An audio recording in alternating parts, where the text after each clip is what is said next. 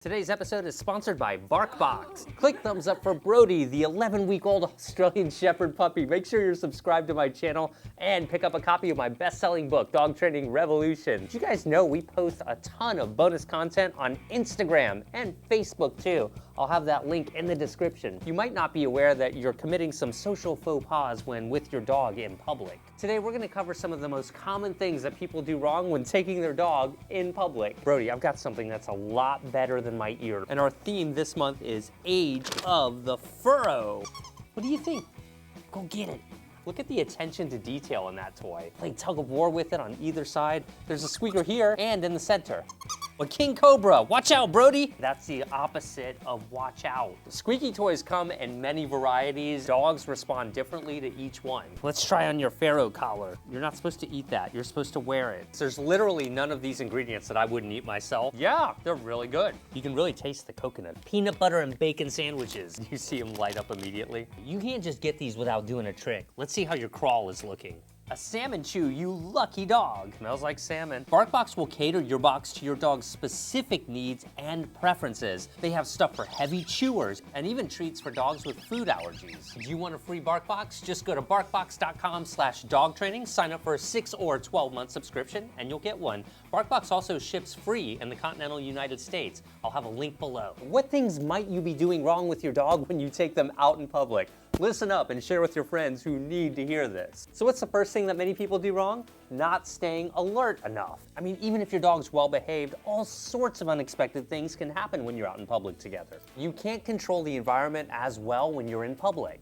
Dogs are really quick and very perceptive, so practice noticing things before your dog does. Watch for dogs, other animals, cars, things on the ground that your dog might want to eat or investigate, kids playing with exciting toys that your dog might want to chase, and everything else. The better you can be about noticing things before your dog does, the better position you'll be in to teach them how you want them to respond. The next thing that people do wrong is not having a good plan for when the unexpected does happen.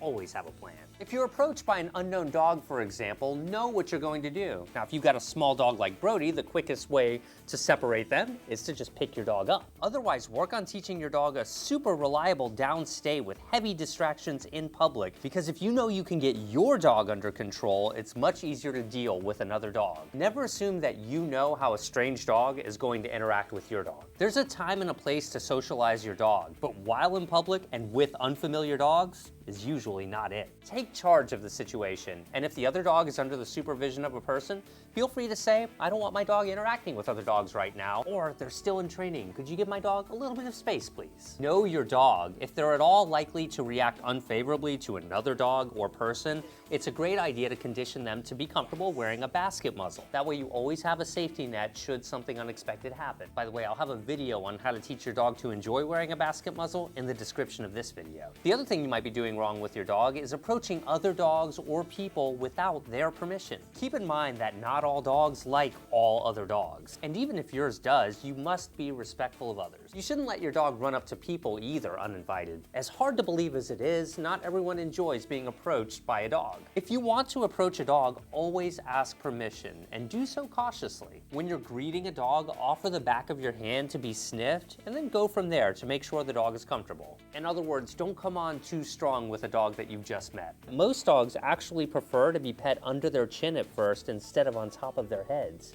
So it looks like Brody's fine with both. There are certain dogs out there that just love every single dog they meet. And if your dog is like that, and they encounter another dog like that, then some social time could be a great thing for both dogs. The next thing you might be doing wrong is having your dog off leash when they're not yet reliable under all scenarios. If your dog isn't virtually 100% reliable off leash, they should not be in a position or in areas where they can easily run up to people or get away from you, or get away with not listening to you. If you've taught your dog to listen to you off leash, that's fantastic. But remember, there's a time and a place to have a dog off leash, even the best trained ones. That's because even if your dog is reliable off leash, Fluke events can happen to the best of us. Your dog could get totally distracted or surprised by something, like a loud sound, like a thunderclap for example, and react in a way that you didn't quite anticipate. A leash is the ultimate safety net. And of course, always bring bags with you and pick up after your dog. Click thumbs up for Brody. Go get your free BarkBox when you sign up for a 6 or 12-month subscription at barkbox.com/dogtraining. I'll have that link below. Follow us on Instagram. We post so much fun bonus content